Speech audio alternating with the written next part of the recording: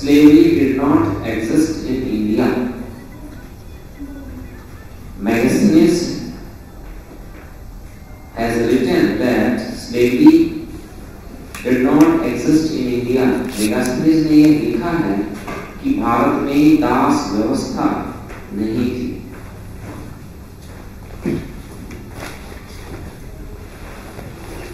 Choose correct statement.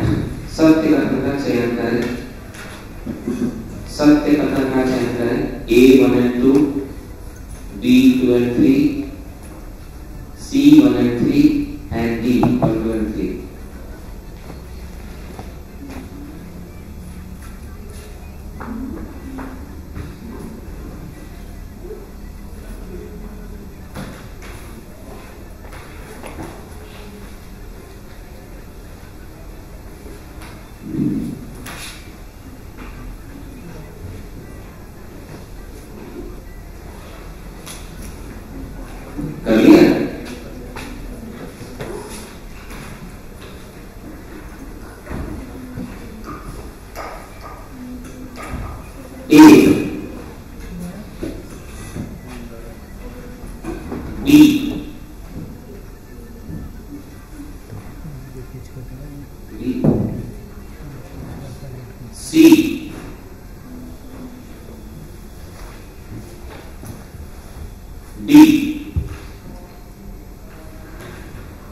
सारे statement सही, तीनों स्टेटमेंट सही है।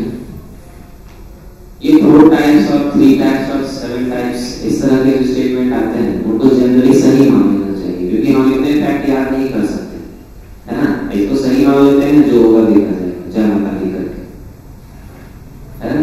अगर गलत होगा तो गलत होगा। इतनी नहीं जान सकते हम जानकारी की किस बुक में कितने तरह के स्टेप्स की बात हुई है। नेक्स्ट दूसरा क्वेश्चन।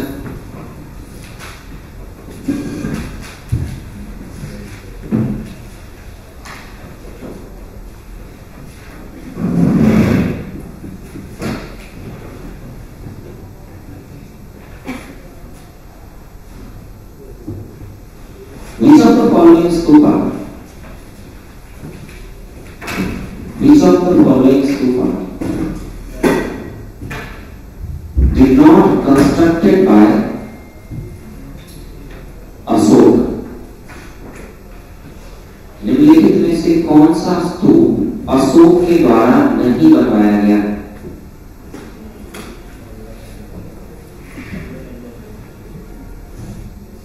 फर्स्ट,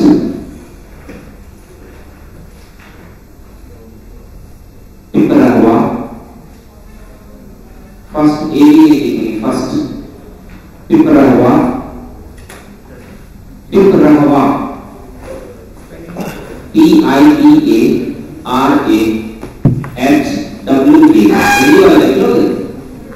पिपरावा। दो, second Sanchi, Sanchi. Third Bharhut,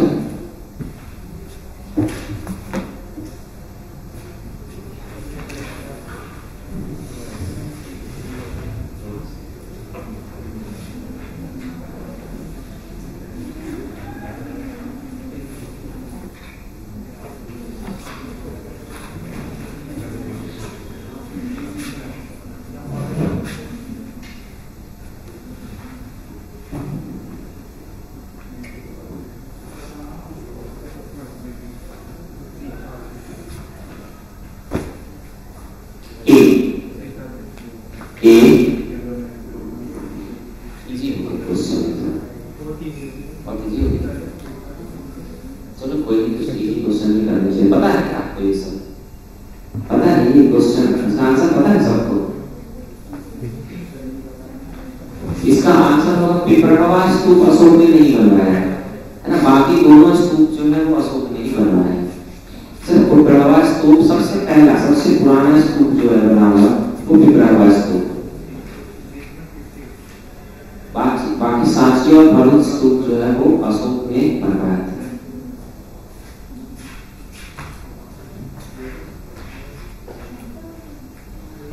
day हम जो टॉपिक डिस्कस कर रहे थे, जो हमारा लास्ट डे का टॉपिक था वो मौर्यन पीरियड से related Mauryan society.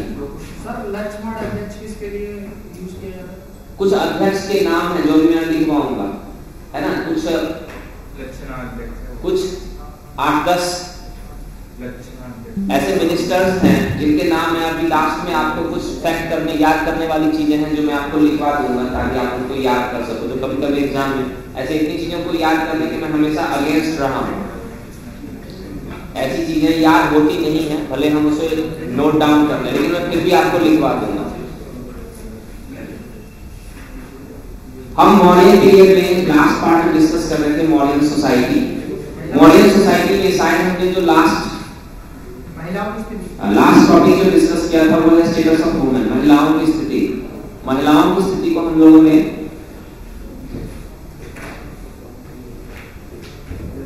Next part जो है वो है हमारा स्लेवरी सिस्टम, दास व्यवस्था। इसी में सोसाइटी में नेक्स्ट पार्ट है स्लेवरी सिस्टम, दास व्यवस्था। तो दास व्यवस्था से रिलेटेड जो है मैंने आपसे क्वेश्चन कर लिया था। मेगास्टिक्स के अकॉर्डिंग या बाहर का कोई भी व्यक्ति भारत आया है उसके अकॉर्डिंग भारत में स्लेवरी सिस्टम नहीं है ना। उसके पीछे का जो लॉजिक था वो लॉजिक हम लोगों ने डिस्कस कर लिया था कि यूरोप से अगर हम कंपेयर करें तो वहां पर जो स्लेव्स होते थे, जो दास होते थे, वो एग्रीकल्चर वर्क करते थे और उनकी स्थिति बहुत खराब होती थी, है ना। उनकी हालत बहुत खराब होती थी। उसके कंपैरिजन में अगर भारत की बात करें तो भारत में जो स्लेव्स होते थे वो घर का काम करते थे, जनरली घर का काम करते थे और भारत के लोग थोड़े से काइंड हार्टेड हैं, तो दासों की स्थिति उतनी बुरी नहीं थी जितनी यूरोप या दुनिया के अलग अलग देशों में थी, दुनिया के अलग अलग जगहों पर थी। तो हमारे यहाँ स्लेव्स की कंडीशन वैसी नहीं थी जैसी यूरोप में या अलग जगह पर थी।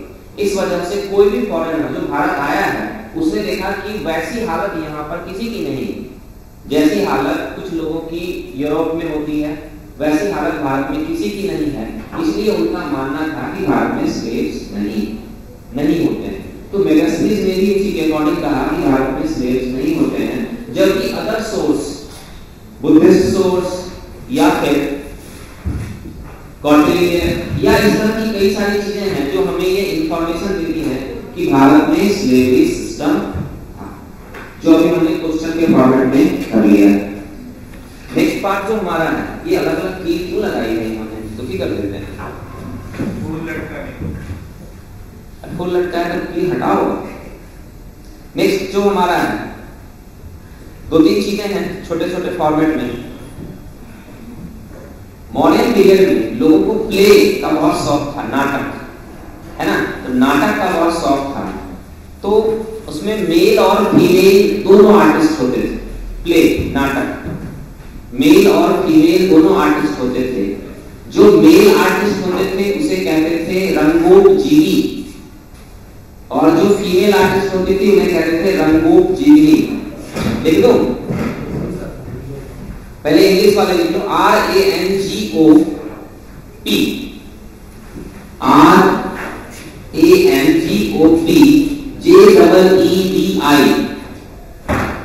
रंगोपजीवी और VINI कर देना तो रंगोपजीविनी हो जाएगा। रंगोपजीवी और रंगोपजीविनी मेल प्ले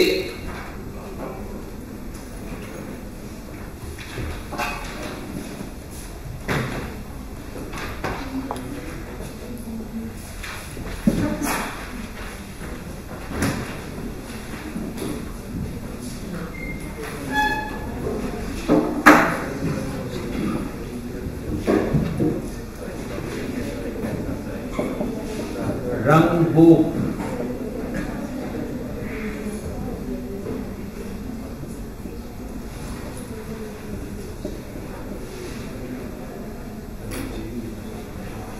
रंगोपजीवी और रंगोपजीविनी आप कर लो यहां पर, तो वो हमारा female play artist, male play artist और फीमेल प्ले आर्टिस्ट।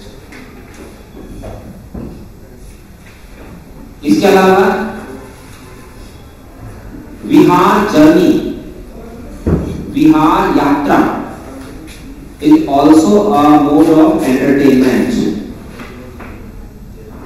ऐसा है ना, लोग खाली समय कैसे पास करते थे, है ना, जो खाली समय कैसे पास करते थे, तो वो नाटक खेलते थे और नाटक खत्म करते थे और नाटक देखते थे। इसके अलावा विहार जर्नी, है ना, यहाँ पे एक वर्ड है जो मैं थोड़ा बहुत आपके साथ डिस्कस कर लेता हूँ, वो आगे हमें डिस्कस करना है। 3 वर्ड है, चैत्य, स्तूप एंड विहार, है ना, चैत्य, स्तूप एंड विहार। तो सबसे पहले बौद्ध धर्म में एक वर्शिप प्लेस है ना, एक वर्शिप प्लेस है जिसको अभी हम डिस्कस करने वाले हैं, वो है हमारा चैत्य, सॉरी वो है हमारा स्तूपास, है ना, वो हमारा स्तूप है, जिसे अभी हम थोड़ी देर के बाद डिस्कस करेंगे। स्तूप गुफाओं को काटकर अगर हमने वर्शिप प्लेस बनाया, पूजा का स्थल बनाया, अगर हमने गुफाओं को काटकर वर्शिप प्लेस बनाया, तो वो वर्शिप प्लेस चैत्य। चैत्य क्या है? एक वर्शिप प्लेस। गुफाओं को हमने सिलेंड्रिकल शेप में काटा, सिलेंड्रिकल ऐसे लंबवत सिलेंड्रिकल शेप में हमने गुफाओं को काटा, ऐसे ये है हमारा।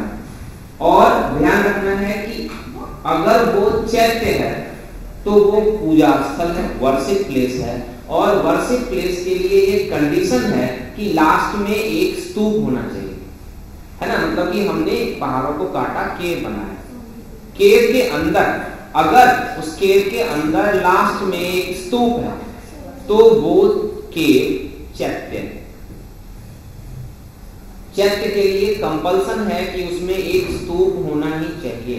तो चैत्य क्या है? एक वर्शिप प्लेस। और अगर वो बिना स्तूप के है तो वो विहार लिविंग प्लेस है। तो बुद्धिज्म में गुफाओं को काटकर केव्स हमने बनाया है, अगर वो वर्शिप प्लेस है तो चैत्य है, और अगर वो लिविंग प्लेस है तो विहारास। चैत्य और विहार दोनों साथ साथ बनाए जाते हैं, साथ साथ वहीं पे लोग रहेंगे, वहां पे वो वर्शिप करेंगे। वर्शिप प्लेस चैत्य एंड लिविंग प्लेस विहारास। चैत्य और विहार। स्तूप क्या है ये भी हम थोड़ी देर के बाद डिस्कस करेंगे। तो बौद्ध धर्म में हमने पहले भी डिस्कस किया है, अशोक ने ये कहा कि हमें उन प्लेसेस की जर्नी करनी चाहिए जहां से बुद्ध रिलेटेड है, उन जगहों की हमें यात्रा करनी चाहिए जहां से बुद्ध रिलेटेड है। इसे हमने धम्म यात्रा कहा, धम्म जर्नी का, धम्म जर्नी या विहार जर्नी, इसे हमने धम्म जर्नी या विहार जर्नी, विहार यात्रा कहा। उन जगहों की यात्रा करना जहां से बुद्ध रिलेटेड है, धम्म जर्नी या विहार जर्नी।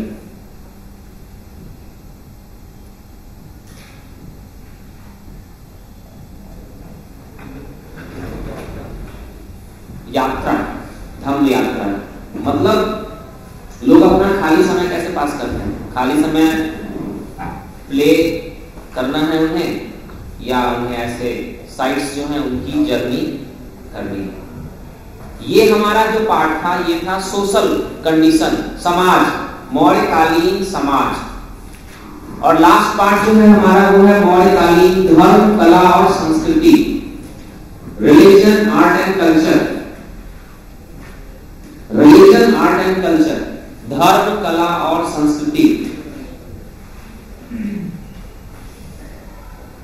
तो धर्म की बात करते हैं हम यहाँ पर। तो धर्म में देखो बहुत इंपोर्टेंट चीज है यहाँ पर, रिलीजियस टॉलरेंस, सहिष्णुता, मतलब सारे धर्म हैं यहाँ पर। वैदिक रिलीजन भी है, बुद्धिज्म भी है, जैनिज्म भी है, एक्सेट्रा एक्सेट्रा एक्सेट्रा इत्यादि इत्यादि, है ना।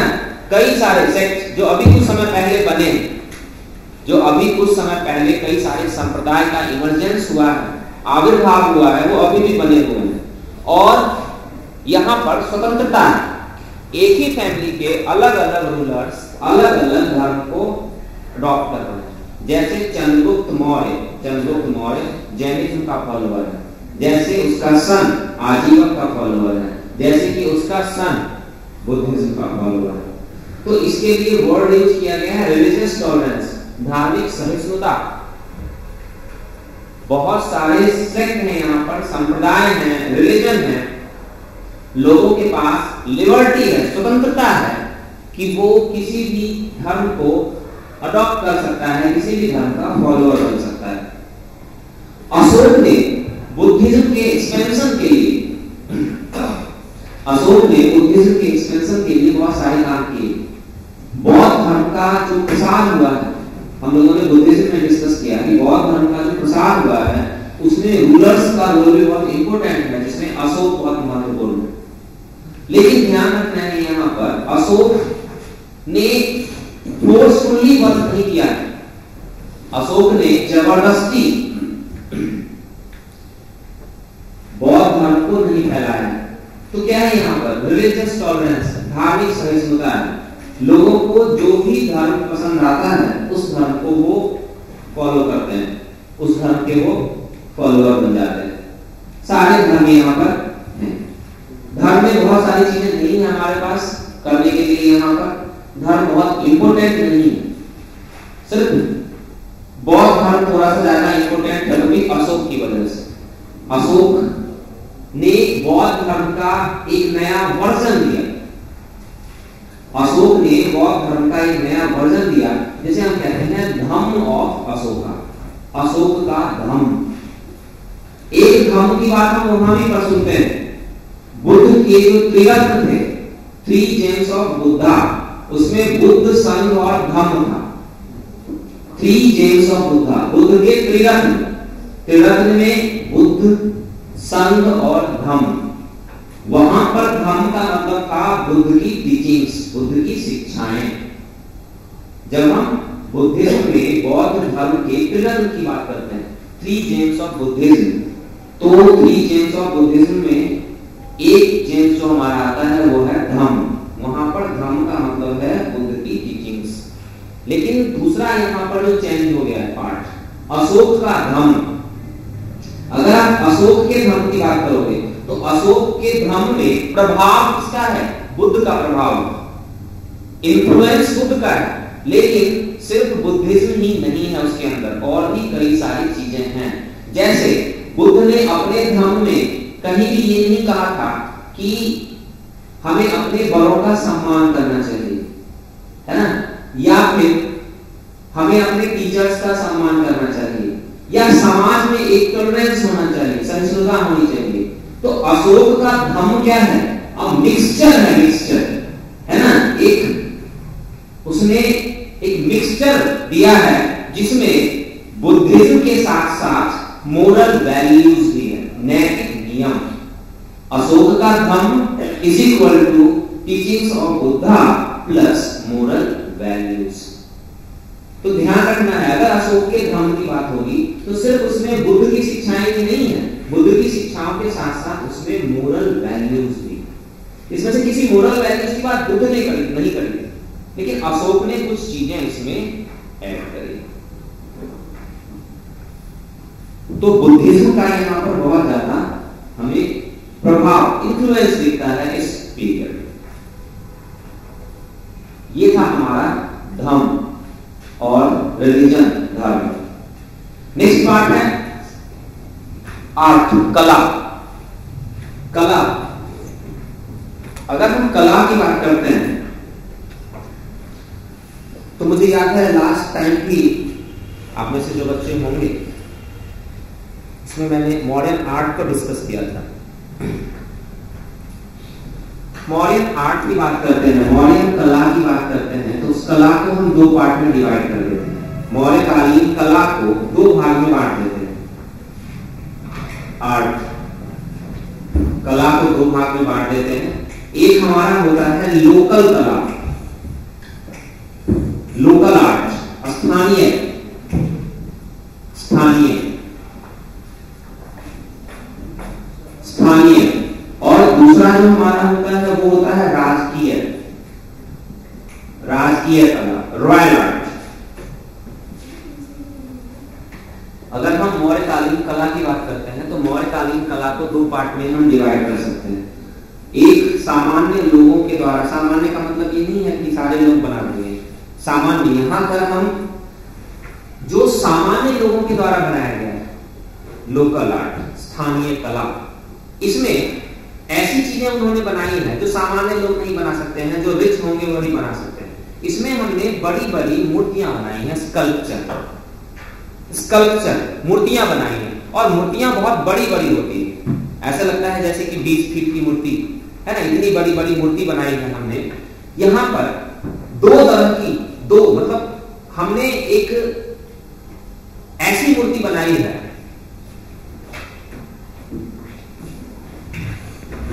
जो सब ह्यूमन कैरेक्टर दिखते हैं या सुपर ह्यूमन कैरेक्टर दिखते हैं, मतलब इंसानों जैसे ही हैं, लेकिन उनके हाथ बड़े हैं, उनका शरीर बड़ा है, उनकी है ना नाक बड़ी है, उनके कान बड़े हैं।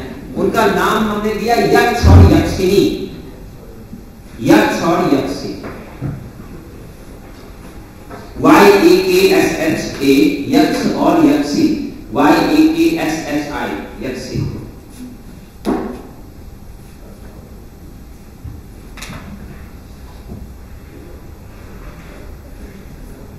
एक्चुअली यक्ष और यक्षी क्या है? ये डेमिगॉड है, मतलब इन्हें भगवान का स्तर ही प्राप्त है, लेकिन किस तरह के भगवान हैं ये बिल्कुल है ना, आप कह सकते हो सेकेंड कैटेगरी के भगवान या थर्ड कैटेगरी के भगवान, ये अलग तरह के गॉड है ना, या ट्राइबल या कुछ अलग लोग इनको इनकी वर्शिप करते हैं। तो बड़ी बड़ी सिंपल बड़ी बड़ी मूर्तियां बनाई गई, ऐसे मूर्ति जैसे कि हमने आप लोग देखा भी होगा, यक्ष और यक्षी की मूर्ति देखी है ना लोगों ने, थोड़ा बहुत तो आप पढ़ ही लेते हो नहीं? ये बच्चे आते ही रहते हैं क्या आपके भाई लोग?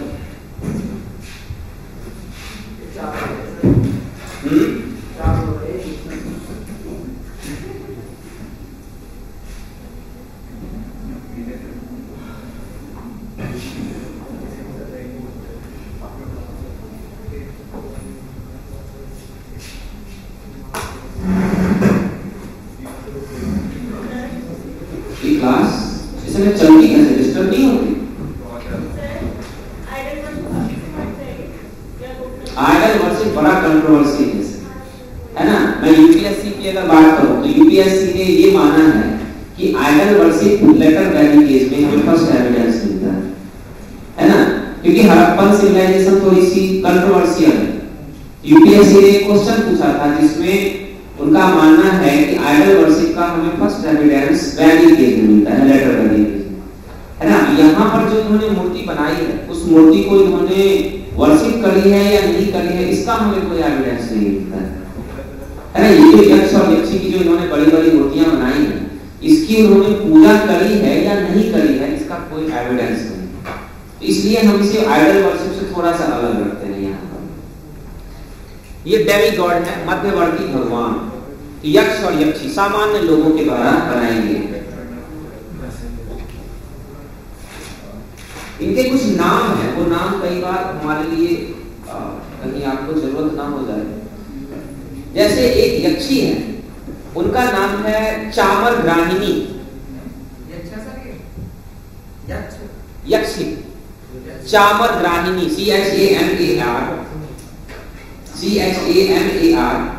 CHAMARGRAHINI, चामर ग्राहिणी।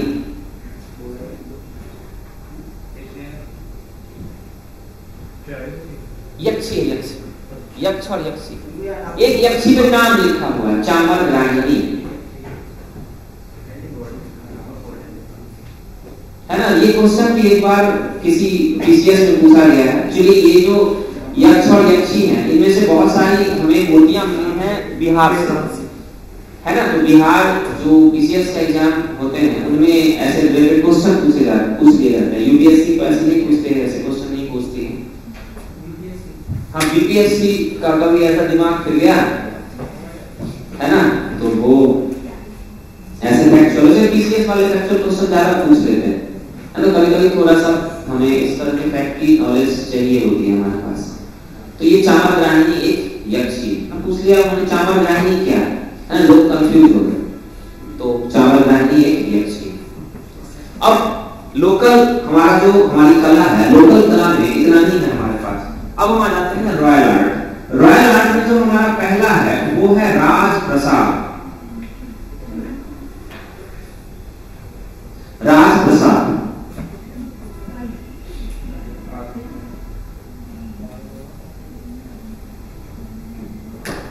Rajprasad, royal palace of Chandragupta Maurya.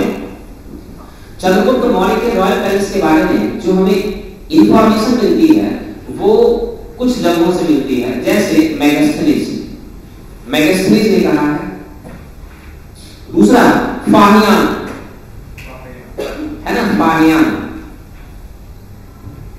Fahien ने कहा है कि ये इंसानों के द्वारा बनाया गया नहीं है वरन भगवान के द्वारा बनाया गया है ना, ये मैन मेड नहीं है, ये गॉड मेड है। ये फाहियान की लाइन है इंपोर्टेंट। हाँ, गुप्त समय आया था, उस समय ये था, अवेलेबल था, तो उन्होंने देखा होगा उन्होंने बोला। नहीं, चंद्रगुप्त मौर्य इसमें रहते थे, लेकिन वो तो अब खत्म है, मौर्य डायनेस्टी खत्म है और ये राजप्रसाद था उस समय, अब नहीं है ना, अब ये नहीं है, उस समय होगा, तभी तो फाहियान ने इसे देखा और फाहियान ने देख के कहा कि इतनी खतरनाक चीज तो इंसान बना ही नहीं सकते, उसने कहीं देखा ही नहीं होगा। अब नहीं है, अब वो रुइंस बचे हुए हैं, है ना, अब शेष उसके बचे हुए हैं। तो ये, इसके अलावा मैगस्थनीज ने कहा, फाहियान ने कहा, इसके अलावा एक और फॉरेन राइटर है एलियन का नाम हम लोगों ने पढ़ा है। एलियन की एक लाइन है बहुत इंपॉर्टेंट। इस समय दुनिया में कुछ और जगह पर बहुत ग्रेट सिविलाइजेशन हुआ करती थी, है ना, जैसे कि आप देख रहे हैं यहाँ पर पर्सिया में और ग्रीक में, मेसोपोटामिया में, है ना, तो इन सब जगहों की दो इंपोर्टेंट प्लेस वो घूम के आया था, सूसा और एक बतना। तो उसने कहा कि इतने बड़े बड़े जो बिल्डिंग्स हैं, इतनी बड़ी बिल्डिंग्स तो उसने सूसा और एक बतना में भी नहीं देखा, है ना। तो ये कभी याद रखना है आपको, सुने इस बिल्डिंग को, सूसा और एक बतना दो प्लेस है। देखो तीन नाम यहाँ पर हम लिख देते हैं, एक तो मैगस्थनीज है ना, दूसरा फाहियान है और तीसरा एलियन।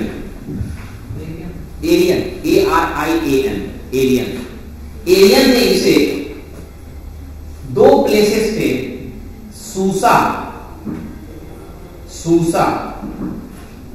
और एक बतना,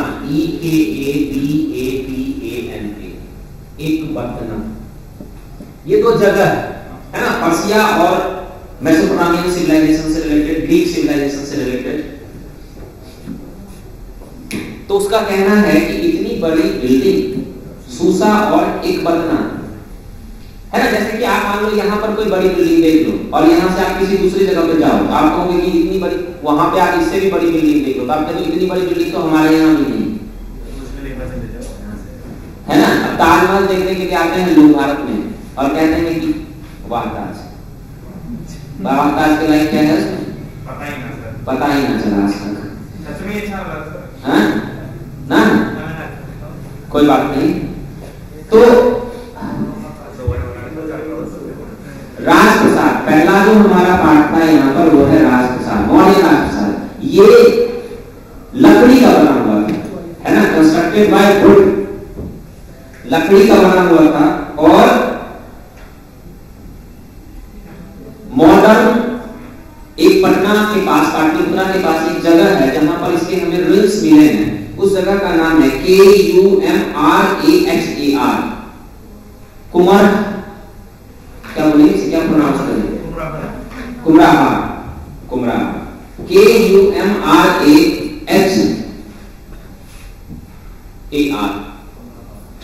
लिख लोगे ना, कुमराहा,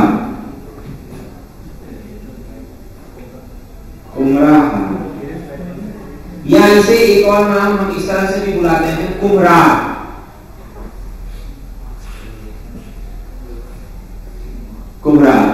है ना। ये विलेज है जहां से हमें इस रॉयल पैलेस के एविडेंस मिले। तो ये चंद्रगुप्त मौर्य का बनाया गया था, चंद्रगुप्त मौर्य ने इस बिल्डिंग को बनाया था और बनवाया था, जो लकड़ी का बना हुआ है। और इसमें बाद में रॉयल पैलेस के रूप में ये काम करता होगा शायद। पाटलिपुत्र, मॉडर्न पाटलिपुत्र, पटना में हमें इसके एविडेंस मिले हैं, रुइंस मिले हैं हमें इसके। एक गांव है, विलेज है कुमरा, है ना, जहां से हमें इसके एविडेंस मिले हैं।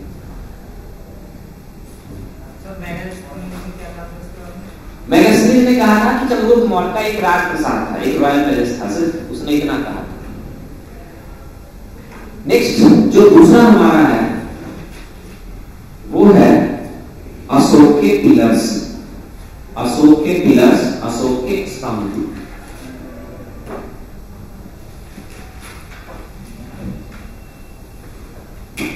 अशोक के पिलर्स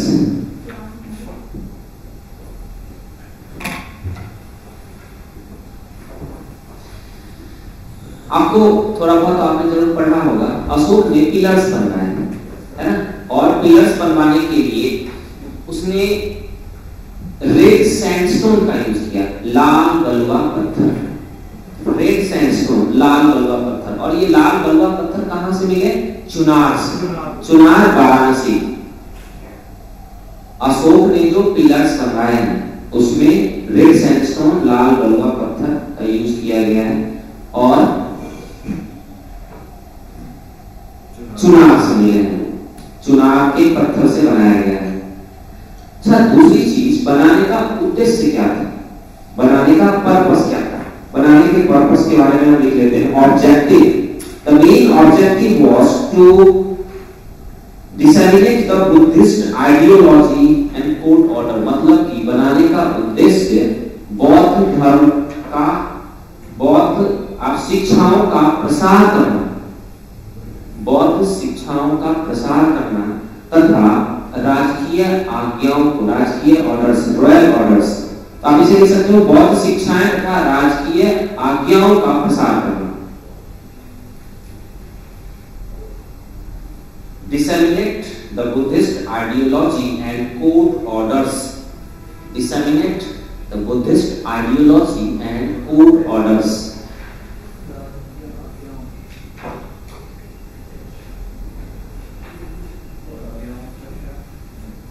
बुद्ध की शिक्षाएं तथा राजकीय आज्ञा, कोड ऑर्डर्स, राजकीय आज्ञा का प्रसार करना, लोगों के बीच पहुंचाना। सिंपल, बुद्ध की शिक्षाओं को या राजा को कुछ बात, अपनी आज्ञाओं को लोगों तक पहुंचाना है तो उन्होंने इस पिलर का इस्तेमाल किया। अब कुछ बातों को पहुंचाना है तो उसमें कुछ लिखना पड़ेगा, है ना, लिखना पड़ेगा तो हम लैंग्वेज का इस्तेमाल करेंगे, हम स्क्रिप्ट का इस्तेमाल करेंगे। तो अलग अलग ज्योग्राफिकल कंडीशन के अकॉर्डिंग अलग अलग लैंग्वेज का इन्होंने इस्तेमाल किया। जैसे अगर भारत के अंदर है तो पाली और प्राकृत, अगर भारत के अंदर है तो पाली और प्राकृत। और जैसे मौर्य डायनेस्टी अफगानिस्तान तक फैली हुई, तो अगर हमारा कोई पिलर अफगानिस्तान में लगना है तो ग्रीक लैंग्वेज, ग्रीक और अरामाइक लैंग्वेज। अगर भारत के अंदर लगना है, भारत के अंदर, तो पाली और प्राकृत। और अगर अफगानिस्तान के बॉर्डर पे लगना है तो ग्रीक, क्योंकि उधर काफी सारे ग्रीक पीपल भी रहते थे, काफी सारे ग्रीक पीपल भी उधर रहते थे, तो ग्रीक और अरामाइक लैंग्वेज में लिखा गया है उस पे। ये लैंग्वेज है। और स्क्रिप्ट क्या है? स्क्रिप्ट में इंडिया में अगर हम लिखेंगे तो इंडिया में ब्राह्मी स्क्रिप्ट, और अगर थोड़ा सा हम वेस्ट पे चले जाएंगे तो कौन सी script? Kharoshthi script, Kharoshthi.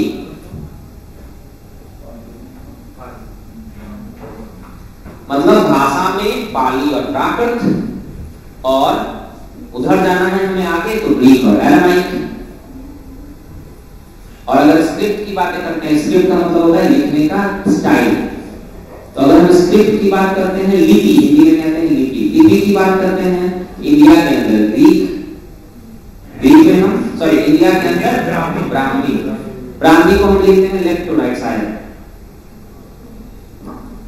Left to right, ऐसे लेफ्ट टू राइट। और खरोष्ठी राइट टू लेफ्ट। तो हमने अलग अलग जगह की ज्योग्राफिकल कंडीशन के अकॉर्डिंग, लोगों के अकॉर्डिंग, वहां कैसे लोग रहते हैं, हमने अलग अलग भाषा और अलग अलग स्क्रिप्ट का इस्तेमाल किया। अब पिलर्स कैसे बने हुए हैं, तो एक बार पिलर को थोड़ा थोड़ा सा आपने देखा भी होगा, नहीं तो ये देखो,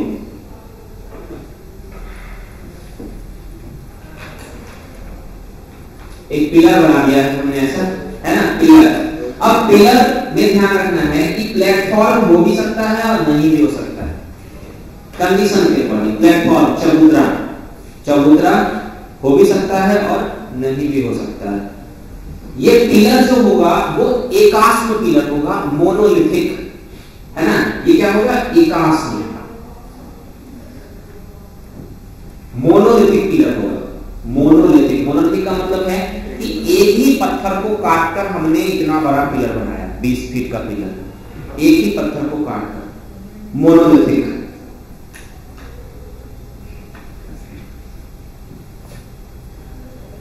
इस पिलर के ऊपर एक घंटी जैसी संरचना है ना, एक घंटी जैसी, या उसे इन्वर्टेड लोटस कहा गया है ना, घंटी या इन्वर्टेड लोटस, उसे हिंदी में कहते हैं अवांगमुखी कमल। मैं बहुत बड़ा आर्टिस्ट तो नहीं हूं, थोड़ा बहुत टूटा फूटा है ना बना देता हूं, मान लो ऐसे। कमल, कमल का फूल इन्वर्टेड है, उल्टा है ना, इसे कहते हैं इन्वर्टेड लोटस, अवांगमुखी कमल, अवांगमुखी, अवांगमुखी कमल, अवांगमुखी कमल, इन्वर्टेड लोटस। तो हमने पिलर, नीचे प्लेटफॉर्म है, हो भी सकता है नहीं भी हो सकता है, उसके ऊपर पिलर, पिलर जो है वो मोनोलिथिक पिलर है। पिलर के ऊपर हमने एक लोटस ऐसे उल्टा करके लटका रखा है। इसके ऊपर हमारा एक रेक्टेंगुलर है ना, इसके ऊपर हमारा एक रेक्टेंगुलर प्लेट, रेक्टेंगुलर प्लेट, और रेक्टेंगुलर प्लेट के ऊपर एक एनिमल। अब एनिमल तो मुझे बनाना नहीं आता है, कौन सा है? अभी मैं इन सबको आपको 1 बाय 1 लिखा देता हूं क्या क्या है यहाँ पर। तो जो पिलर है, पिलर है उसे कहा गया है शाफ्ट, SHAFT, इसे इसी तरह से लिख देना, शाफ्ट, पिलर। उसके ऊपर जो इन्वर्टेड लोटस है उसे हम कहते हैं कैपिटल, CAPITOL, कैपिटल।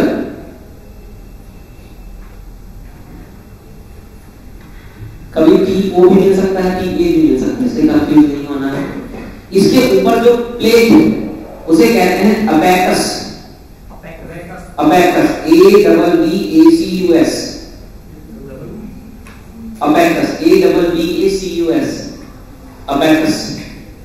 और उसके ऊपर एक एनिमल, एनिमल जो 4 एनिमल ग्रुप की लाइफ से जुड़े हुए हैं, 4 एनिमल ग्रुप की लाइफ से जुड़े हुए हैं। कौन कौन से 4 एनिमल हैं? बुल, एलिफेंट, हॉर्स और लायन।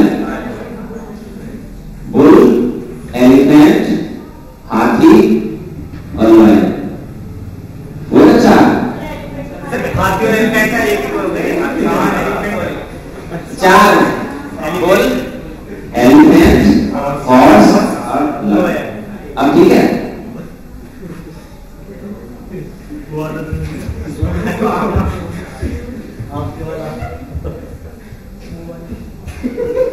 वो सारे एनिमल हैं जो स्ट्रेंथ को शो करते हैं, जो शक्ति को दिखाते हैं, बकरी नहीं है उसकी, है ना। आज डिस्प्यूट हुआ पड़ा है नहीं भारत में, भारत के अंदर हमारा शेर ज्यादा खतरनाक हो गया, डिस्प्यूट है ना, ये अभी निकल रहा है, बंद हो चुका है, अभी बंद हो चुका है, दहाड़ रहा है। तो सारनाथ में जो अशोक के का पिलर था, उसी पिलर को गवर्नमेंट ऑफ इंडिया ने अडॉप्ट किया, है ना। सारनाथ में जो पिलर है उस पिलर ने एज इट इज, उस पिलर को as it is government of India ने 1950 में अडॉप्ट किया है, जिसमें जिसके ऊपर एक लायन है ना, और एक व्हील भी बनी हुई है ना, एक व्हील चक्र भी बना हुआ है। चक्र जो है वो बुद्ध के धर्म चक्र परिवर्तन को रिप्रेजेंट करता है ना। उसके ऊपर तो 24 उसके अंदर स्पोक्स है ना। ये सब तो आपने पढ़ा ही होगा, इतना तो आप ज्ञानी तो आप इतने तो हो, ज्ञान में तो कोई कमी है, वो तो आपके चेहरे की बनावट को देख के पता चल रहा है, आपकी स्ट्रेंथ और खुश होने की जरूरत नहीं है ना। ज्ञान का पता आपके एग्जाम हॉल में पता चलता है ना। वो जो 2 घंटे होते हैं वो बड़े खतरनाक होते हैं भाई साहब। अगर आपको उसमें उस 2 घंटे में प्यास लगी या फिर अगर उस 2 घंटे में आपको वॉशरूम की तरफ जाना पड़े तो समझ लो प्रिपरेशन कुछ कम है ना। तैयारी कुछ कम हो रही है इस बात की। हाँ, ज्ञान की थोड़ी कमी है, तो अपना ज्ञान बढ़ाएं और ज्ञानी पुरुष में शामिल हो जाए।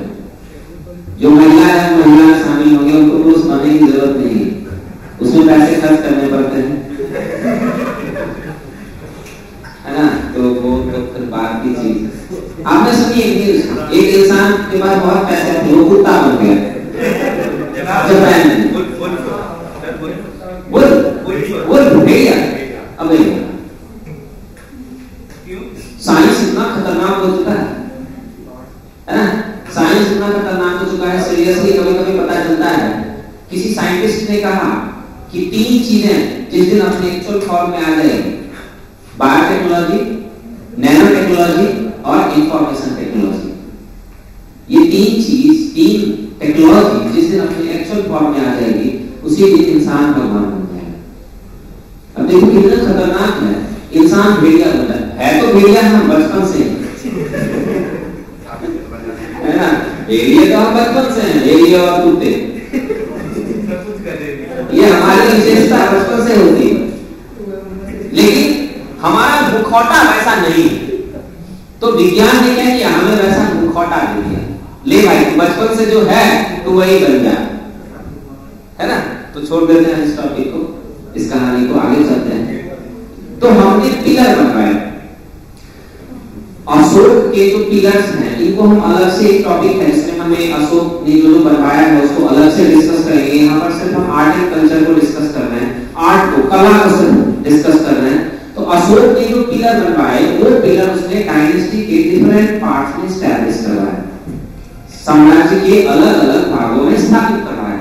तो ध्यान रखना है, अशोक के जो पिलर्स हैं उनसे हमें मौर्यन एक्सपेंशन का भी पता चलता है, मौर्य साम्राज्य का विस्तार। अगर वो पिलर अफगानिस्तान में मिला है तो मतलब मौर्यन डायनेस्टी उधर भी थी। अशोक के पिलर्स मौर्यन एक्सपेंशन को भी, मौर्यन विस्तार को भी अभिव्यक्त करते हैं, रिप्रेजेंट करते हैं। पिलर के बाद जो नेक्स्ट पार्ट है, एक चीज बहुत इंपॉर्टेंट है यहाँ पर, एक डिस्कशन जो यूपीएससी ने मेंस में पूछा हुआ था कि कुछ हिस्टोरियंस जो फॉरेन हिस्टोरियंस हैं उनका कहना है कि अशोक के जो पिलर हैं वो इंस्पायर्ड बाय पर्शियन पिलर्स, है ना। वो पर्शियन जो स्तंभ हैं उनसे प्रभावित है ना। तो हमसे जस्ट पहले, मौर्य साम्राज्य से जस्ट पहले हम लोगों ने डिस्कस किया था कि पर्शिया में एक बहुत स्ट्रॉन्ग डायनेस्टी डेवलप हुई, जैसे जिसने भारत पर भी अटैक किया था, साइरस और डेरियस, है ना, जिसने भारत के ऊपर भी अटैक किया था। तो हमने उनके बारे में पढ़ा था कि हमने कहते हैं एक्मेनियन डायनेस्टी, एक्मेनिक डायनेस्टी, अखमनी, हिंदी में अखमनी वंश।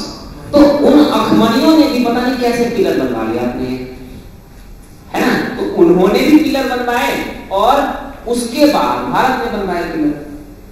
तो जो फॉरेन राइटर्स हैं, जो विदेशी लेखक हैं, हमने मॉडर्न हिस्ट्री में आपने डिस्कस किया होगा या आपने पढ़ा भी होगा कि मॉडर्न जो हिस्ट्री थी उस हिस्ट्री में जो यूरोपियन हिस्टोरियंस हैं उनकी एक बहुत खतरनाक बीमारी थी, है ना।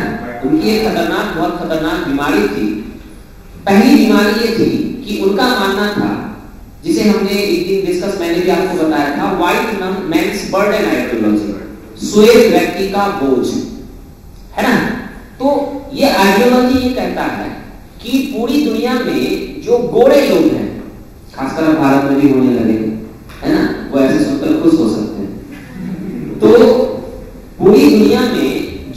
थोड़े लोग हैं जिनकी चमड़ी गोरी, हाँ घोड़ी नहीं वाइट है ना, तो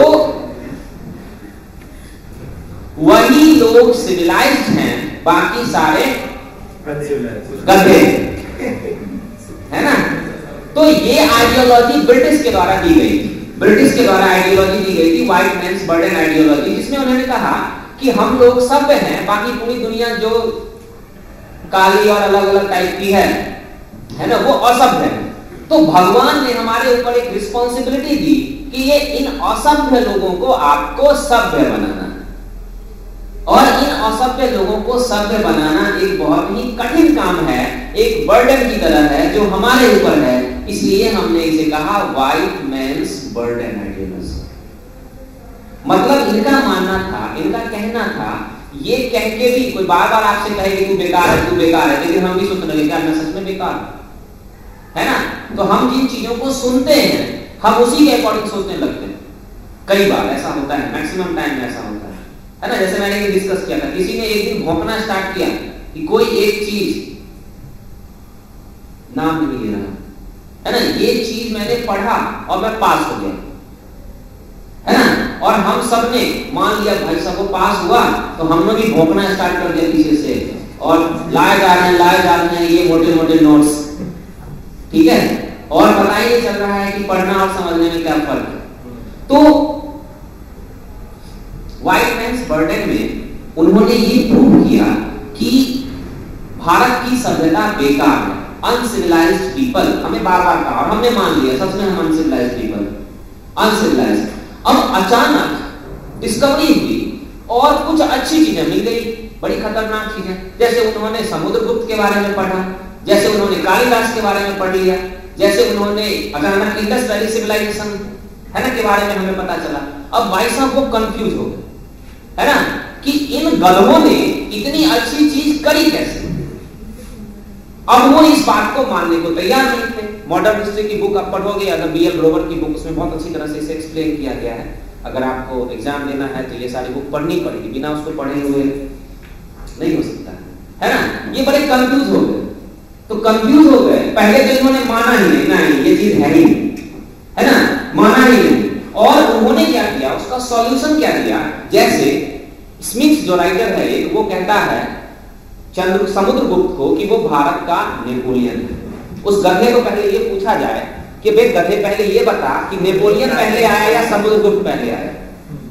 उसी तरह उसने कालिदास को भारत का शेक्सपियर कह दिया, है ना। तो इस तरह की कुछ गधों वाली बातें उसने करी और हमारे यहाँ के लोग बड़े खुश हुए और एग्जाम में क्वेश्चन पूछ लिया भारत का नेपोलियन कौन है ना। कुछ एग्जाम हमारे यहाँ इतने खतरनाक कंडक्ट होते हैं, एसएससी वगैरह के जो एग्जाम होते हैं, है ना, इतने खतरनाक होते हैं, यही क्वेश्चन उसमें आएंगे। तो अब उनके सामने प्रॉब्लम क्या है कि उन्हें अच्छी चीज मिल गई है। अनसिविलाइज्ड पीपल ने एक ऐसे सिविलाइजेशन को जन्म दिया जब पूरी दुनिया में लोग बेकार थे, उस समय ये शहर में रहते थे, है ना। तो अब ये बात में डाइजेस्ट नहीं हो रही, तो डाइजेस्ट नहीं हो रही है, लेकिन है तो जरूर, वो चीज सच्चाई तो है, डाइजेस्ट नहीं हो रही है। इसलिए इस तरह की चीज मौर्य ने, चंद्रगुप्त मौर्य ने इतना खतरनाक काम किया, इन्हें डाइजेस्ट नहीं हो रहा, तो इन्होंने कह दिया ये गधे हैं, ये कुछ नहीं कर सकते, है ना। लेकिन इनका बस नहीं चला, इसे कहते कि ये तो हमारे ब्रिटेन से इंस्पायर होकर इन्होंने बनाया, लेकिन ब्रिटेन में उसमें पिलर्स बने नहीं। बड़े कंफ्यूज हो गए, कहां क्या करें, है ना। तो कहीं ना कहीं का एग्जाम्पल तो देंगे, तो इन्होंने कह दिया कि उससे पहले उधर बना हुआ था, ये इन्होंने वहां से इंस्पायर होकर बनाया। तो भारत के जो पिलर्स हैं वो वहां से इंस्पायर होकर बने हुए हैं, ऐसे कुछ फॉरेन राइटर्स ने प्रूव किया। और यूपीएससी ने इसे क्वेश्चन के रूप में पूछ लिया कि इंडियन पिलर्स इंस्पायर है पर्शियन पिलर्स का, इन्हें आपको एग्जामिन करना है, परीक्षण करना है। तो परीक्षण करना है, तो परीक्षण करना है जिसमें हमें ये बताना पड़ेगा कि नहीं ये उसके जैसा है, उसके जैसा है, बट उससे प्रभावित होकर नहीं बनाया गया है। हमारा जो है ये सेपरेट क्रिएशन, अलग तरीके से हमने बनाया है, हमने उनसे प्रभावित नहीं, है ना। हम गए नहीं उधर देखने के लिए, चंद्रगुप्त गया क्या उधर देखने के लिए, या अशोक गया क्या उधर देखने के लिए? नहीं गया देखने के लिए। तो हम ये यहां पर समझेंगे कि दोनों में अंतर क्या है ना? तो अंतर वन बाय वन डिस्कस करते हैं। जो अशोक के पिलर्स हैं वो डायनेस्टी के डिफरेंट पार्ट्स में एस्टैब्लिश किए गए हैं, जबकि जो पर्शियन पिलर्स हैं वो रॉयल पैलेस के अंदर एस्टैब्लिश्ड है। पहला अंतर, अशोक का पिलर डायनेस्टी के डिफरेंट पार्ट्स में एस्टैब्लिश है, साम्राज्य के विभिन्न भागों में, फर्स्ट। जबकि पर्शियन पिलर रॉयल पैलेस के अंदर, राजकीय भवन के अंदर।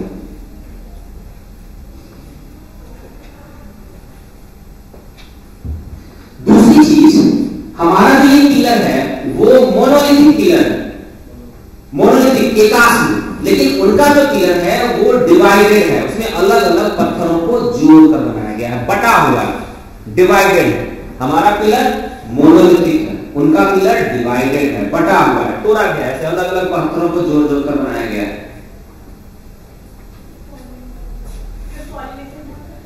आप बोल सकते हैं।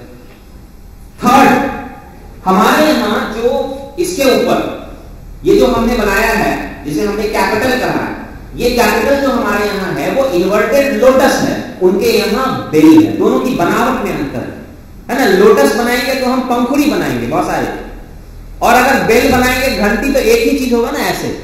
दोनों के कंस्ट्रक्शन में फर्क है। हमारा इन्वर्टेड लोटस है, उनका बेल है घंटी के साइज में, सिंगल है, हमारे कई सारे पंख उसमें बने हुए हैं।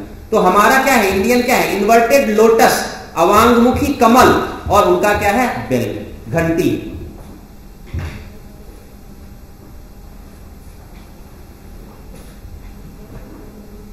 उसके ऊपर जो हमने जानवर की पिक्चर बनाई वो पूरी तरह से बुद्धिज्म से प्रभावित है, पूरी तरह से। वो 4 के 4 जानवर बौद्ध लाइफ को रिप्रेजेंट करते हैं। ये हमने कहीं बाहर से नहीं लिया है, बुद्ध के जीवन का प्रतिनिधित्व करते हैं, बुद्ध के जीवन को रिप्रेजेंट करते हैं।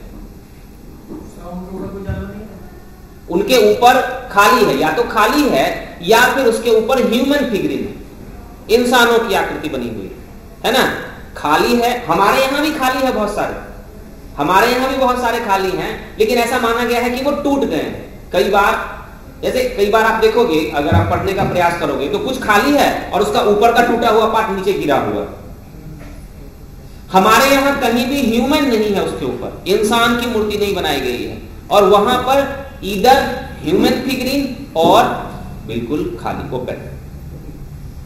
ये कुछ डिफरेंस हैं इंडियन पिलर और पर्शियन पिलर, भारतीय और ईरानी स्तंभ।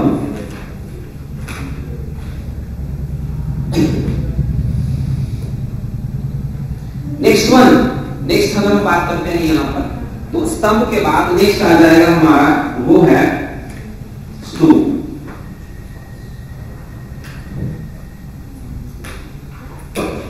तो स्तूप क्या है, ये पहले से पता है आपको कि एक वर्शिप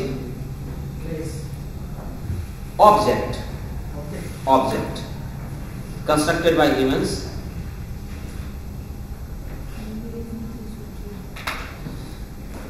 अब मैं थोड़ा कलाकार तो छोटा हूं, लेकिन मैं थोड़ा सा आपको कहानी दिखा देता हूं।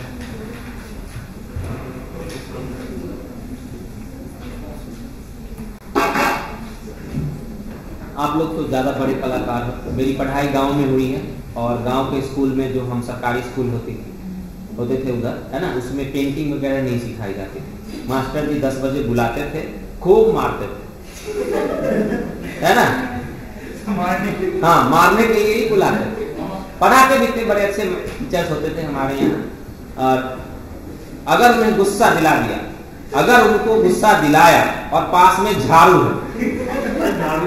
है ना, तो किस चीज से मारेंगे बिल्कुल आइडिया नहीं। झाड़ू से मारेंगे, और झाड़ू ना मिला लात भी चला सकते हैं, और बस चले तो चप्पल खोल के भी 10-20 चप्पल। फिर भी हम उनका बहुत आज भी सम्मान करते हैं कि जो हमें बनाया उन्होंने ही बनाया, बचपन में जो दिया उन्होंने, है ना, मार मार के जो दिया वो अच्छी चीज। हमारे समय में जब हम लोग छोटे थे, मैं आपसे थोड़ा बड़ा हूं, तो जब मैं छोटा होता था तो हमारे यहाँ मार बहुत पड़ती थी, लड़ाई मतलब पिटाई बहुत होती थी, और हम उसे प्रसाद के रूप में ग्रहण करते थे। हाँ, अभी गांव में अभी भी वो चीज है, लेकिन शहरों में थोड़ी सी कहानी बदल गई। अब ऐसा कानून बना है, अगर आपके फादर ने पीट दिया, बुला दो पुलिस, है ना। मतलब हमारा क्या हो रहा है ना, वेस्टर्नाइजेशन हो रहा है। अमेरिका में इस तरह का प्रोविजन है कि अगर आपके पेरेंट ने आपको आंख दिखा दी, पुलिस बुला दो, इसने आंख दिखा ली, इसकी आंख निकाल, है ना। ऐसी कहानी वेस्टर्न कंट्रीज में है, और हम धीरे धीरे बर्गर पिज्जा खा के उधर की तरफ ही बढ़ रहे हैं, गोलगप्पे मोमोज भी। हाँ, तो यहां पर बना देते हैं एक, थोड़ा सा मैं कच्चा हूं तो इसलिए मेरी भावनाओं को समझने का प्रयास करते हैं, ठीक है। इसके ऊपर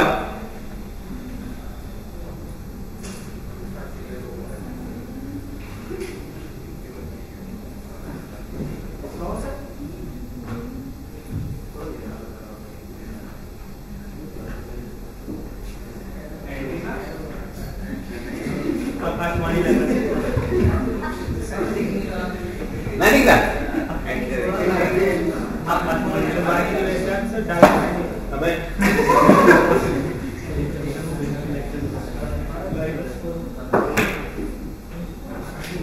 क्या करूं मैं, अब ठीक है।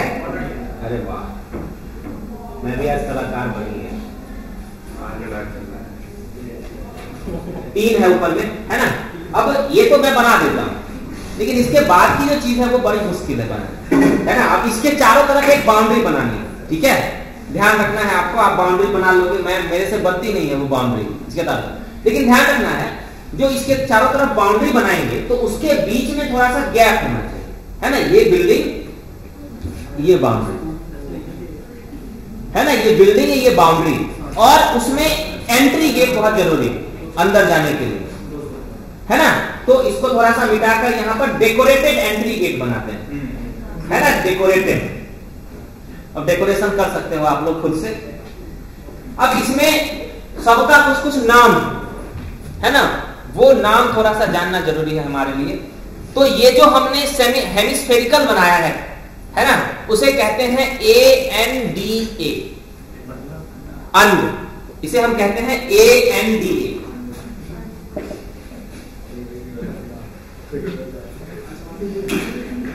इसके बाद उसके ऊपर जो हमने बॉक्स रख दिया है, उसी बॉक्स में बुद्ध की लाइफ से जुड़े हुए अवशेष रखे गए होते हैं, है ना। मेन वर्शिप उसी की होती है, लेकिन चूंकि पूरा कंस्ट्रक्शन है इसलिए हम पूरे कंस्ट्रक्शन की वर्शिप करते हैं। उसका नाम होता है हमारा हर्मिका, HERMICA, हर्मिका। ये बॉक्स है ना, बॉक्स का नाम है हर्मिका। बुद्ध के अवशेष, बुद्ध के, या तो बुद्ध मर गए तो उनके हमने राख को ऐसे को रख दिया, या उनकी लाइफ से जुड़ी हुई कोई भी चीज। अचानक कहीं एक चप्पल मिला, है ना, तो हमने उस चप्पल को एक डब्बे में बंद करके उसके ऊपर एक झंडा लगा दिया, ठीक है। हाँ, झंडी है ये। इसे कहते हैं यष्टि, YASHTI, यष्टि। इसे कहते हैं यष्टि। एक डंडा डालो, झंडा बहुत जरूरी है भारत में, बिना झंडे के काम ना चलता है भाई। तो यष्टि, और यष्टि के ऊपर 3 सीधी लाइन होगी ऐसे, क्या कहेंगे इसे, horizontal, vertical, horizontal. 3 horizontal line होगी। सबसे नीचे वाली लाइन बड़ी, उसके ऊपर वाली थोड़ी छोटी, उसके ऊपर वाली थोड़ी उससे छोटी। इसे कहेंगे छत्र। छत्र नहीं, हाँ, तीनों छत्र।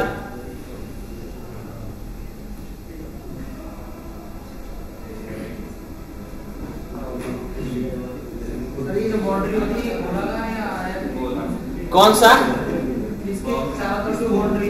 बाउंड्री जो है वो बाउंड्री गोलाकार है, और बाउंड्री का जो एंट्री गेट है वो डेकोरेटेड होता है, उसे कहते हैं तोरण। तोरण, TORA, तोरण। बाउंड्री में जो एंट्री गेट है, बाउंड्री में जो एंट्री गेट है उसे कहते हैं तोरण। अब तोरण से अंदर जाओ, है ना, तोरण से अंदर जाओ और अंदर जो खाली जगह है, जिस खाली जगह पे हम चारों तरफ गोल गोल घूमते हैं, उसे कहते हैं प्रदक्षिणा पथ। प्रदक्षिणा पथ। गेट के अंदर जाते हैं और गेट के अंदर बाउंड्री और हेमिस्फेरिकल जो कंस्ट्रक्शन है उसके बीच में जो अभी हमने गैप की बात की, उस गैप में हमारी आदत है ना चक्कर लगाने की, चक्कर लगाने देते हैं इधर उधर। तो भगवान को भी हमें चारों तरफ से पता नहीं इसका क्या सिस्टम है, बांधना पड़ता है, तो हम उसके चारों तरफ घूम लेते हैं कई बार, 2-3 बार। प्रदक्षिणा पथ, हिंदी और इंग्लिश दोनों में प्रदक्षिणा पथ, ठीक है। ये हमारा था क्या, स्तूप। ऐसा माना गया है कि अशोक ने 84,000 स्तूप बनवाए, 84,000 स्तूप, 84,000।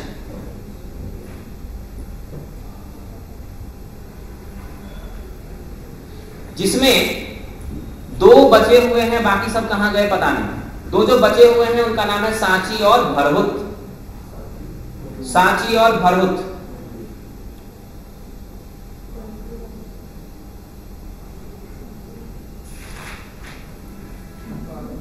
इतने स्तूप किधर बनवाए पता नहीं।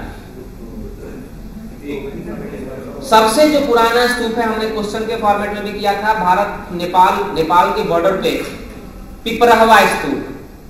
पिपरहवा भारत या इंडियन सब कॉन्टिनेंट में, भारतीय उपमहादेश में बनने वाला पहला स्तूप पिपरहवा।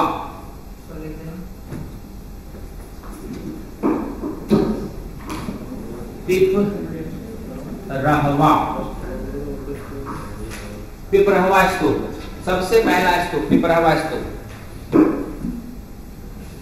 नेक्स्ट वन, जब बुद्ध की डेथ हो गई थी, जब बुद्ध की मृत्यु हो गई थी, तो उनके रिमेन्स पर, उनके अवशेष पर कुछ स्तूप बनवाए गए थे, है ना। ध्यान रखना है वो अशोक ने नहीं बनवाए थे तब, है ना। लेकिन अलग अलग राज्यों ने, जब बुद्ध की डेथ हुई थी तो उस समय याद होगा आपको कि भारत में मोनार्की और रिपब्लिक दोनों सिस्टम है ना। तो कुछ मोनार्की भी थी और कुछ रिपब्लिक भी थे। डायरेक्ट क्वेश्चन तो नहीं आ सकते हैं ऐसे कि कहां कहां बनवाया, आ भी सकते हैं, लेकिन कुछ इंफॉर्मेशन हमें मिल जाती है। जगह का नाम हम लिख लेते हैं, राजगृह। बुद्ध के अवशेष पर जो स्तूप बनाए गए थे उनकी मृत्यु के बाद, उनकी डेथ के बाद, राजगृह। वैशाली,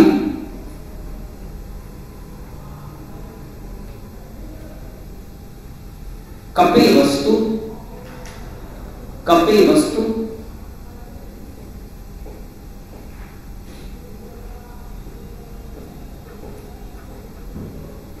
अक्लप, AKALLAP, अक्लप।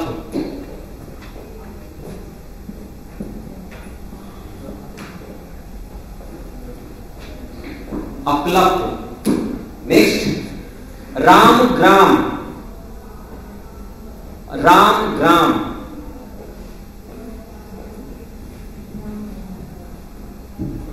विट्ठपिदा, VETHAPIDA, विट्ठपिदा।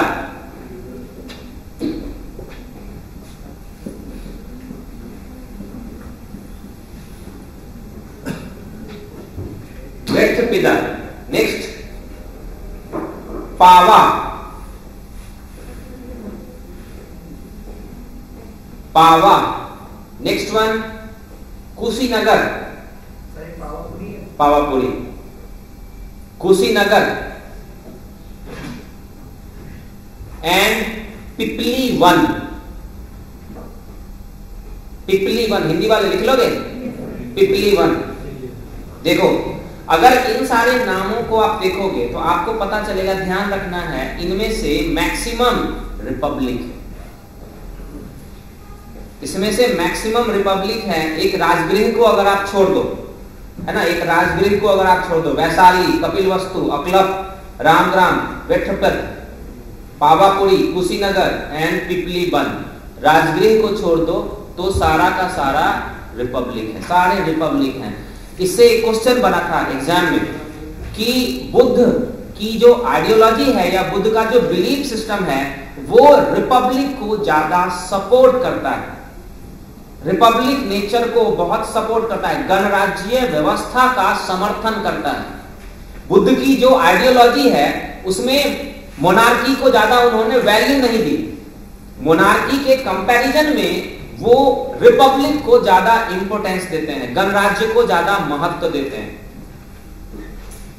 मतलब आप ऐसा समझो कि जब बुद्ध की डेथ हुई थी उस समय जो मगध का राजा था अजातशत्रु, अजातशत्रु था ना, बुद्ध की डेथ के तुरंत बाद अजातशत्रु ने फर्स्ट बुद्धिस्ट कॉन्फ्रेंस करवाई, था ना अजातशत्रु। अजातशत्रु के होने के बाद कितना खतरनाक था वो आपने पढ़ा होगा, पीट देता था किसी को भी, है ना, जब उसने वज्जी को पीट डाला, है ना, कौशल को उसने धूल चटा दी, तो इतना खतरनाक रूलर है। इसके बावजूद भी बुद्ध के रिमेन्स को इतने पार्ट में डिस्ट्रीब्यूट किया गया जो अलग अलग जगह पर डिवाइड हुआ और अलग अलग राज्यों ने उस पे स्तूपा बनवाया। इसका मतलब है यहां पर ये प्रूफ होता है कि शायद बुद्ध ने अपने लास्ट टाइम पे इस तरह का विचार दिया होगा कि हमारे स्तूपों को रिपब्लिक सिस्टम को ज्यादा, अभी तक हमें इस बात का कोई एविडेंस नहीं मिला कि उन्होंने ऐसा कहा है या नहीं कहा है, लेकिन अजातशत्रु के होते हुए भी अगर इतने पार्टों में डिवाइड हो रहा है, इतने पार्ट्स में, तो इसका मतलब है उसके पीछे कुछ ना कुछ लॉजिक है ना। नेक्स्ट जो पार्ट है हमारे पास वो है, एक लास्ट बच जाता है, वो है केव्स, गुफाएं।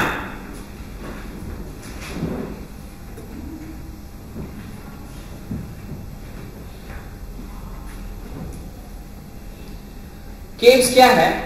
जो मॉन्क्स होते थे उस समय, मॉन्क्स जो होते थे उनके लिविंग प्लेस के रूप में, ध्यान रखना है, अभी गुफाएं जो बन रही है ये लिविंग प्लेस के रूप में बन रही है। यहां पर मौर्यन पीरियड में फर्स्ट टाइम आर्टिफिशियल केव्स बनाए गए, कृत्रिम गुफाएं। इससे पहले गुफाएं होती थी, नेचर के द्वारा बनाई गई गुफाएं होती थी और उसमें लोग रहते थे, जैसे हमने पढ़ा स्टोन एज में लोग गुफाओं में रहते थे, तो वो प्रकृति के द्वारा बनाई गई गुफाएं। लेकिन यहां पर मौर्य काल में पहली बार इंसानों ने पहाड़ों को काट कर गुफाएं बनाई, लिविंग प्लेस के रूप में, जो मॉन्क को रहने के लिए दी गई, साधुओं को रहने के लिए दी गई है। और ये काम अशोक और उसके ग्रैंडसन दशरथ ने करवाया। अशोक और उसके पुत्र दशरथ।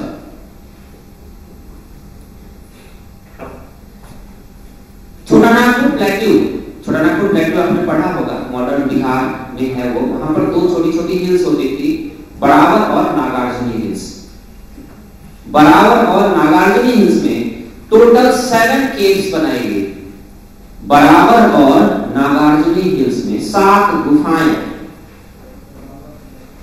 बरावर और नागार्जुनी पहाड़ियां, बरावर और नागार्जुनी पहाड़ियां में टोटल 7 केव्स बनाए गए।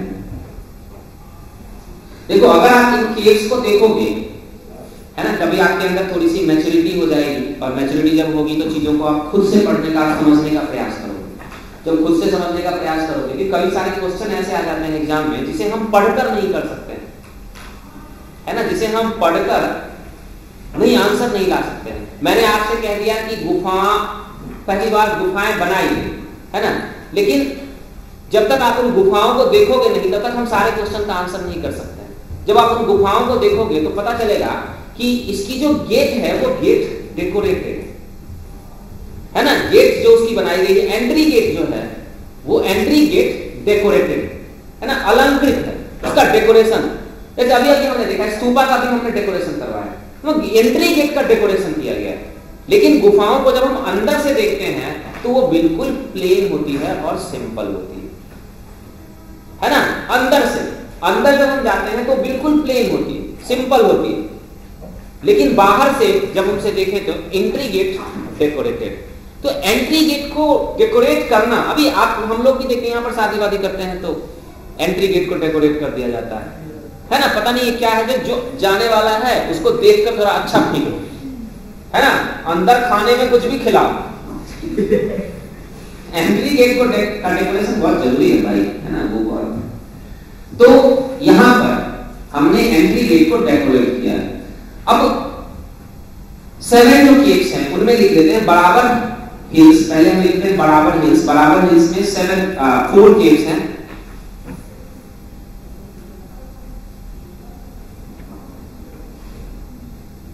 जो बराबर हिल्स हैं उनमें 4 है। एक फर्स्ट लोमस ऋषि, लोमस LOMAS, लोमस। दूसरी है सुदामा,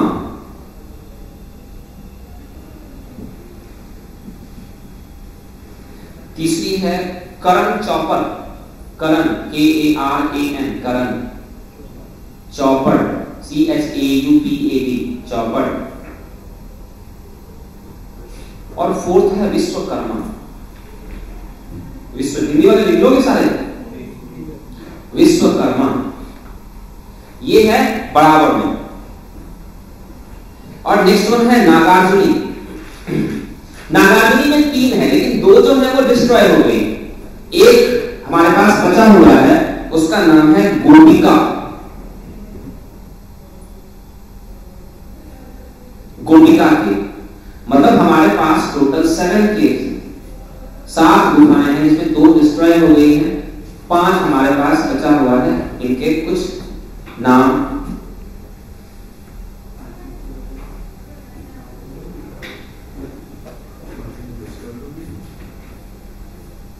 तो ये हमारा कला से रिलेटेड, आर्ट से रिलेटेड पार्ट था, जिसमें हमने कला को 2 पार्ट में डिवाइड कर दिया है। लोकल, जिसमें हमने यक्ष और यक्षी की मूर्तियां बनवाई हैं, और दूसरे राष्ट्रीय कला। राष्ट्रीय कला में पहला हमारा है राजप्रसाद, उसके बाद अशोक के पिलर्स, अशोक ने पिलर्स बनवाए हैं, फिर हमारा है स्तूपा, और लास्ट केव्स।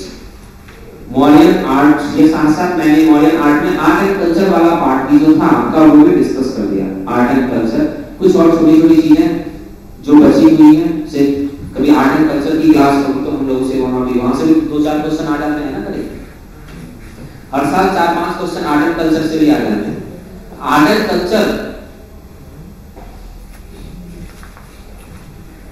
अब कुछ ऑफिसर्स के नाम लिख लो और उनका काम, कुछ अधिकारियों के नाम और उनका काम।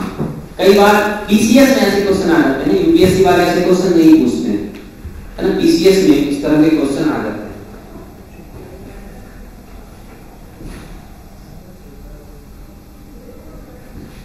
तो पहला है हमारा पुरोहित, पृष्ठ।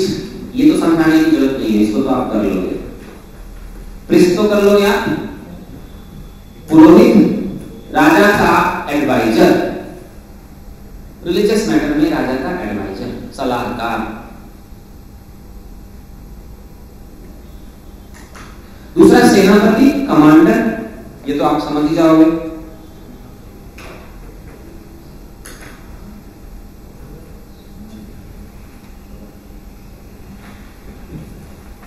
नेक्स्ट वन है हमारा समाहर्ता। समाहर्ता SAMAHARTA, लिख लो, हिंदी वाले लिख लोगे। समाहर्ता, समाहर्ता मतलब टैक्स कलेक्टर, टैक्स कलेक्टर, कर संग्रह करने वाला।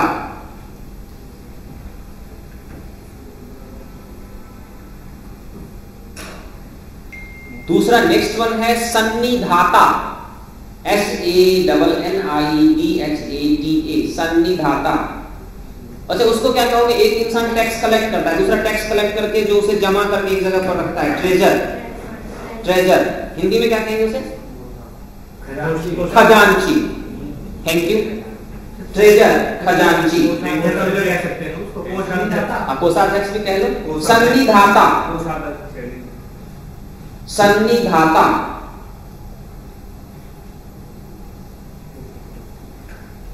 ये सन्निधाता था हमारा। नेक्स्ट वन है दंडपाल, दंड, DANDAPAL, दंडपाल, head of police department, police विभाग का अध्यक्ष, दंडपाल। नेक्स्ट वन है दुर्गपाल, दुर्ग। कुछ चीजें ऐसी चीजें मैं इन सब चीजों को कभी याद नहीं करता, सीरियसली मुझे लगता था कि ये सब चीजें याद करके बहुत दिनों तक, है ना, एक कॉन्सेप्ट दिमाग में डेवलप किया कि जिन चीजों को हम याद करके लंबे समय तक उन्हें रख नहीं सकते अपने दिमाग में, वैसी चीजों को मत पढ़ो, है ना। अब मैंने कई बार आपसे डिस्कस किया आर्टिकल्स, मैंने कभी पढ़ा ही नहीं आज तक फंडामेंटल राइट को छोड़कर, क्योंकि मुझे पता था कि मैं ज्यादा लंबे समय तक रख ही नहीं सकता हूं, और उस चीजों को बार बार रिवीजन करना और टाइम वेस्ट करना बिल्कुल बेकार है ना। तो मैंने इन चीजों को ऐसे ही छोड़ दिया था कि कुछ तुक्का लगाने की कोशिश करूंगा, लगा पाया तो ठीक है, नहीं लगा पाया तो जयकारा से लगा, है ना। तो अब जैसे नाम से देखो, नेक्स्ट जो है वो नाम से क्लियर है, दुर्गपाल, है ना।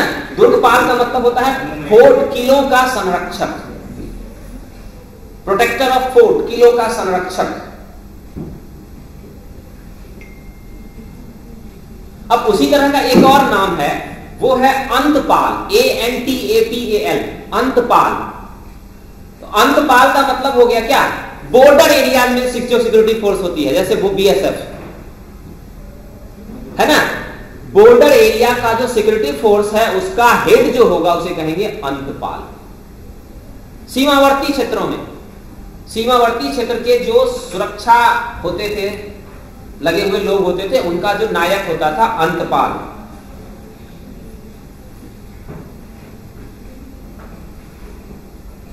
नेक्स्ट वन है कर्मांतिक, कर्मांतिक। चाय मंगाऊं आपके लिए? नहीं, और कोई आज्ञा हो आपकी? कॉपी चलेगी?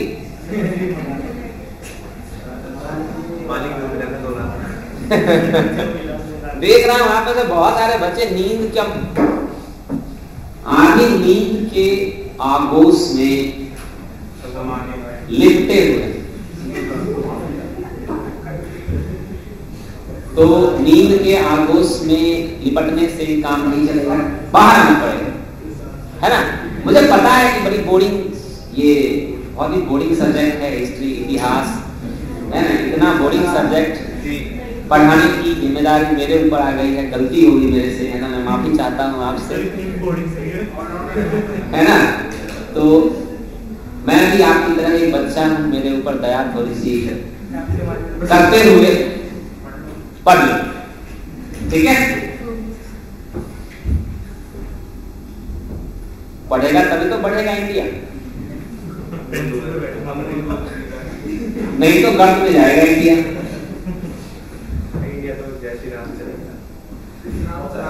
चला गया, निकाले। नेक्स्ट वन है कर्मांतिक, हेड ऑफ द फैक्ट्रीज, कारखानों का अध्यक्ष।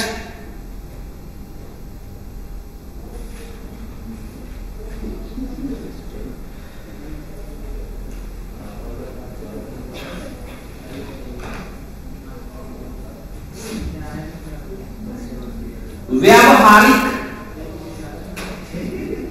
व्यावहारिक, व्यावहारिक लिखोगे, व्यवहार से व्यावहारिक क्या होगा ये? व्यावहारिक, सिविल कोड का हेड, व्यावहारिक।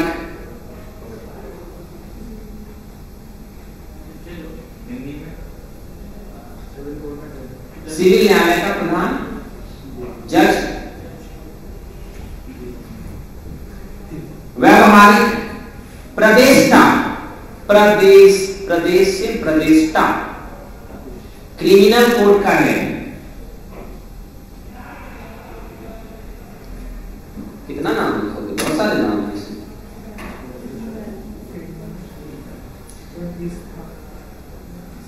एक दो और लिख लो बस, छोड़ दो इनको, है ना, इतना लिखना पॉसिबल नहीं है।